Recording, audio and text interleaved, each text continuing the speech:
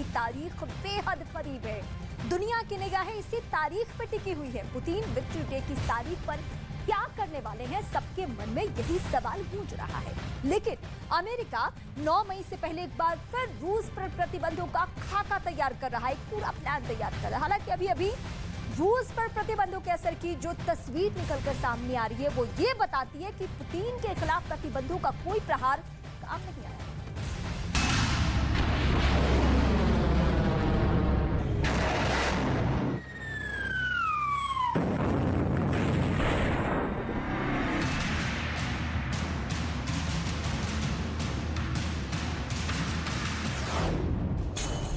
क्या 9 मई को कुछ बड़ा होने वाला है?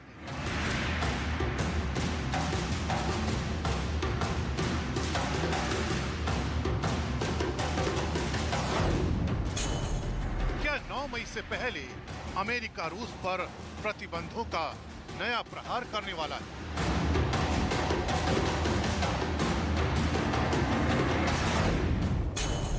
क्या 9 मई से पहले लिखी जाएगी रूस की बर्बादी की स्क्रिप्ट?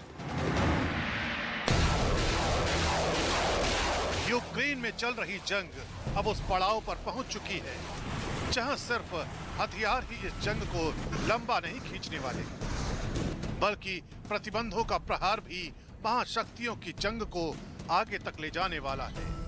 इसी कड़ी में एक बार फिर अमेरिका ने रूस पर नए प्रतिबंध लगाने का ऐलान कर दिया है।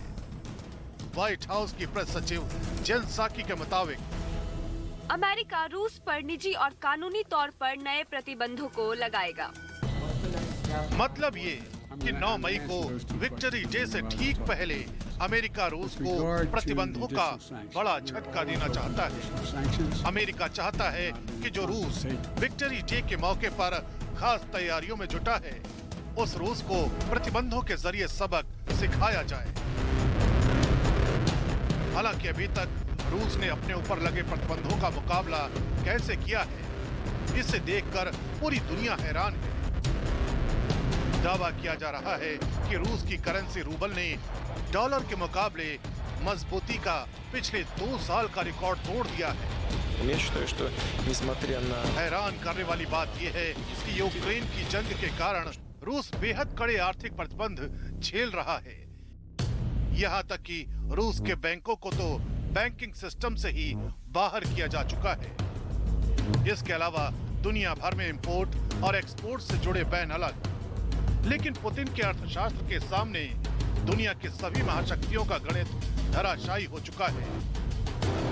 2 महीने में पुतिन अपने देश की अर्थव्यवस्था को पटरी पर ला चुके हैं। अमेरिका ने रूस की 20 लाख करोड़ रुपए से ज्यादा की संपत्तियों को फ्रीज किया हुआ है। लेकिन रूस फिर भी बेफिक्र है।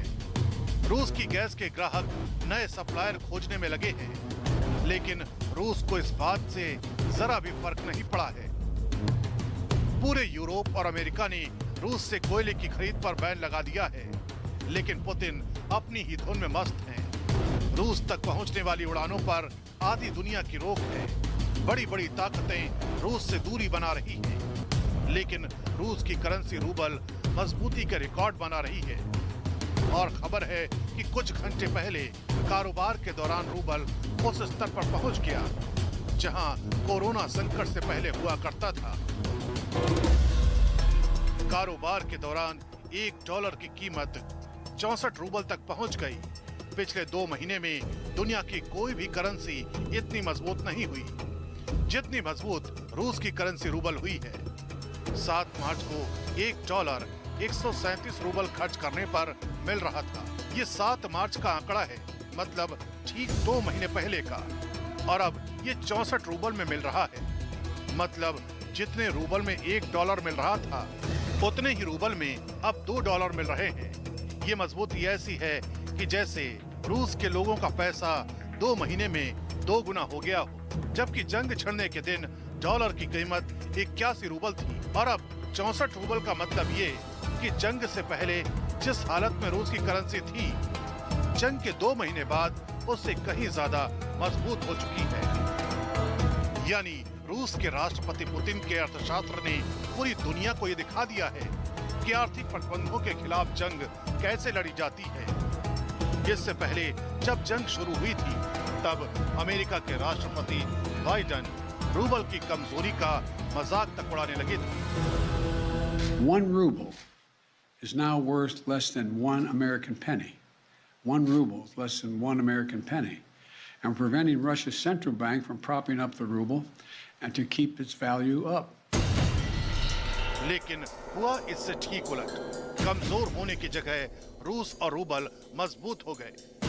रूस ने दुनिया के सामने एक ऐसा सिस्टम पेश किया जिसमें मुनाफा कमाने के लिए डॉलर की जरूरत ही ना पड़े। उल्टा रूस पर प्रतिबंध लगाने की कीमत अमेरिका भुगत रहा है। यही वजह है कि अमेरिका की झल्लाहट भी रूस के खिलाफ खुलकर सामने आने लगी है और व्हाइट हाउस नए सिरे से रूस पर प्रतिबंध लगाने की तैयारियों में जुट गया है। अब आपको हम बताते हैं कि पुतिन ने कैसे रूबल की कीमत बरकरार रखी है। यूक्रेन की जंग में रूबल को पटरी पर लाने के लिए रूस ने एक बार फिर गोल्ड का ही इस्तेमाल किया है। जब मार्च में रूबल ऐतिहासिक गिरावट झेल रही थी, उस वक्त रूस के बैंकों ने तय कीमत पर बिना मोल भाव के गोल्ड खरीदना शुरू कर दिया था। दूसरी ओर दुनिया भर में यह संदेश देने की कोशिश की गई कि रूस गोल्ड स्टैंडर्ड की तरफ लौट रहा है। गोल्ड स्टैंडर्ड एक तरह की बैंकिंग नीति है जिसमें गोल्ड से उस देश की करेंसी को जोड़ा जाता है। होता यह है कि जितना बड़ा भंडार सोने का होता है उससे एक तय हिस्से के बराबर उस देश में करेंसी छापी जाती है।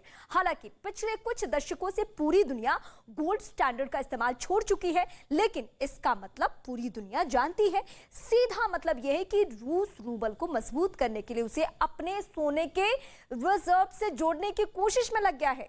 अहम बात यह है कि केवल कच्चे तेल या नेचुरल गैस का ही नहीं, सोने का भी रूस में बहुत बड़ा भंडार है। दुनिया में सोने का हर साल जितना भी खनन होता है उनमें 10% रूस में ही होता है। जनवरी 2022 तक रूस के पास 2300 मीट्रिक टन सोना था, जो दुनिया भर में 5वां सबसे बड़ा सोने का भंडार है। यूक्रेन पर रूस के हमलों को रोकने के लिए दुनिया भर ने कोशिशें की, लेकिन रूस यूक्रेन को सबक सिखाने से अपने मकसद से बिल्कुल पीछे नहीं हटा और यूक्रेन पर जबरदस्त हमला बोल दिया। हालांकि हमले के बाद दुनिया भर के देशों ने रूस के कदम की निंदा की और कुछ देशों ने रूस पर आर्थिक प्रतिबंधों का ऐलान भी कर दिया है। अब तक जिन देशों ने रूस पर प्रतिबंधों का ऐलान किया है उनमें कौन कौन है, ये हम आपको बताने जा रहे हैं। सबसे पहला नाम अमेरिका का है। अमेरिका ने रूस के 4 बैंकों के साथ जो कदम उठाए हैं वो हम आपको बताते हैं। रूस के 4 बैंकों और रूस की 12 कंपनियों पर रोक लगा दी। साथ ही अमेरिका से रूस भेजे जाने वाले रक्षा उपकरणों पर भी प्रतिबंध लगाने का ऐलान कर दिया गया। ब्रिटेन ने भी अमेरिका की तरह रूस पर सख्त प्रतिबंध लगाने का ऐलान कर दिया। ब्रिटेन ने रूस के 5 बैंकों पर रोक लगा दी। साथ ही राष्ट्रपति पुतिन की संपत्ति पर भी रोक लगाने के साथ साथ उनके बैंक अकाउंट फ्रीज कर दिए गए। कनाडा में भी रूस को स्विफ्ट पेमेंट सिस्टम से बाहर कर दिया, जिसकी वजह से रूस के व्यापार पर सीधा असर पड़ा। जापान ने रूस से आयात किए जाने वाले सेमीकंडक्टर पर रोक लगा दी। साथ ही रूसी बॉन्ड जारी करने पर भी प्रतिबंध लगाने का ऐलान कर दिया। इसके अलावा ऑस्ट्रेलिया ने रूस के 25 प्रभावशाली लोगों, बैंकों और वित्तीय संस्थाओं पर रोक लगा दी है। इसके अलावा कई देशों से रूस की एयरलाइंस कंपनियों पर भी प्रतिबंध लगा दिया गया है। ये जंग जब शुरू हुई तब दुनिया का एक बड़ा हिस्सा सोच रहा था कि पाबंदियों की बदौलत रूस की कमर तोड़ी जा सकती है, लेकिन जंग जैसे जैसे आगे बढ़ रही है वैसे वैसे पुतिन प्रतिबंधों पर ना सिर्फ एक के बाद एक प्रहार कर रहे हैं, बल्कि अपने देश की करेंसी को भी मजबूत करने में कामयाब हुए हैं। आखिर कैसे रूस ने जंग के बीच अपने आर्थिक ढांचे को दुरुस्त रखा?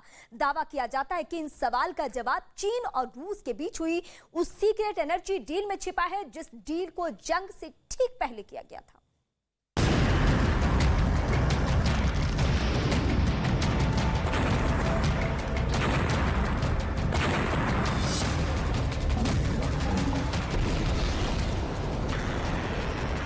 दुनिया सोच रही थी कि जंग में रूस तबाह हो जाएगा। दुनिया सोच रही थी कि पाबंदियों का प्रहार रूस की अर्थव्यवस्था के लिए घातक होगा। दुनिया सोच रही थी कि यूरोप और पश्चिमी देशों के प्रतिबंध रूस की करेंसी को बर्बाद कर देंगे। दुनिया सोच रही थी कि रूस के विरोधियों का कदम पुतिन पर भारी पड़ेगा। लेकिन अगर तस्वीर दर तस्वीर से कयासों की धूल को साफ करें तो पुतिन के विरोधियों का ये सोचना अब तक बिल्कुल गलत ही साबित हुआ है। बताया जा रहा है कि पुतिन जंग से पहले ही जंग के नफे और नुकसान को समझ चुके थे, लिहाजा उन्होंने इस जंग के बीच का मास्टर प्लान 24 जनवरी यानी कि जंग की तारीख से पहले ही शुरू कर दिया था। सबसे पहले समझते हैं कि आखिर जंग शुरू होने से पहले पुतिन ने मनोवैज्ञानिक तौर पर किन किन चीजों से निपटने का मास्टर प्लान तैयार किया था। पुतिन ने हर हालात और नतीजे का खाका तैयार किया। पुतिन ने पाबंदियों के नुकसान का गहरा आंकलन किया। पुतिन ने संभावित दोस्त और दुश्मनों की लिस्ट बनाई। पुतिन ने रूस पर निर्भर देशों और उनकी जरूरतों को आंका। पुतिन ने उन लोगों की लिस्ट बनाई जो रूस के बड़े निवेशक थे। इसके बाद पुतिन ने अपने बेहद करीबी और अमेरिका को लगातार आंख दिखाने वाले चीन के साथ ऊर्जा के क्षेत्र में एक बड़ी डील की।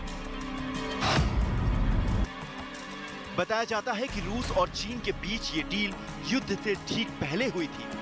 ऊर्जा के क्षेत्र में हुई इस डील को लेकर पुतिन और जिनपिंग में लंबी मुलाकात हुई थी। दावा किया जा रहा है ये डील 89,300 करोड़ की थी। इतना ही नहीं, जंग के सभी हालात का आंकलन करते हुए दोनों देशों ने व्यापार और गैस सप्लाई को लेकर भी अहम कदम उठाए। चीन के सरकारी अखबार ग्लोबल टाइम्स के मुताबिक 2022 की पहली तिमाही में चीन और रूस के बीच व्यापार 28.7% बढ़ा है, जबकि साउथ चाइना मॉर्निंग पोस्ट के मुताबिक 2022 के शुरुआती 4 महीने में रूस ने चीन को 60% ज्यादा गैस निर्यात की है। ये रूस पुतिन की दूरदर्शी सोच ही है, क्योंकि यूक्रेन के खिलाफ जंग का आगाज करने के बाद रूस पर प्रतिबंधों की चौतरफा मार पड़ने लगी, जिसका असर रूस पर कुछ यूं हुआ। रूस की 2,30,000 करोड़ की संपत्तियों को फ्रीज कर दिया गया। रूसी बैंकों को स्विफ्ट सिस्टम से बाहर कर दिया गया। मतलब विश्व में कारोबार के लिए जो सिस्टम था उसे रूस के लिए प्रतिबंधित कर दिया गया। $1 के मुकाबले लगभग 150 तक रूबल को पहुंचा दिया गया। प्रतिबंधों की इस मार के बारे में पुतिन पहले ही जानते थे। यही वजह थी कि उन्होंने जहां चीन जैसे ताकतवर देशों के साथ अपने संबंधों को और ताकत दी, वहीं रणनीति स्तर पर कुछ और भी बेहद कदम उठाए, जिनकी वजह से जंग के इस दौर में रूसी अर्थव्यवस्था को संजीवनी मिली। रूस ने ब्याज दरों को 20% तक बढ़ा दिया। रूबल को कंट्रोल करने के लिए अहम कदम उठाए। इतना ही नहीं, यूरोप, चीन, भारत, कनाडा, जापान और दक्षिण कोरिया को रूस ने लगातार नेचुरल गैस सप्लाई की। ये सब कुछ ऐसे वक्त में रूस ने किया जब उस पर कई देशों ने प्रतिबंध लगा दिए थे। लेकिन रूस के विरोधी देशों की मजबूरी ये थी कि वो नेचुरल गैस को लेकर रूस पर निर्भर थे। रूस ने इसी निर्भरता को हथियार बनाया और विरोधियों को अर्थव्यवस्था का वो पाठ पढ़ाया कि गोले बारूद के दौर में दुनिया रूबल की ताकत के रहस्यों को तलाश रही है।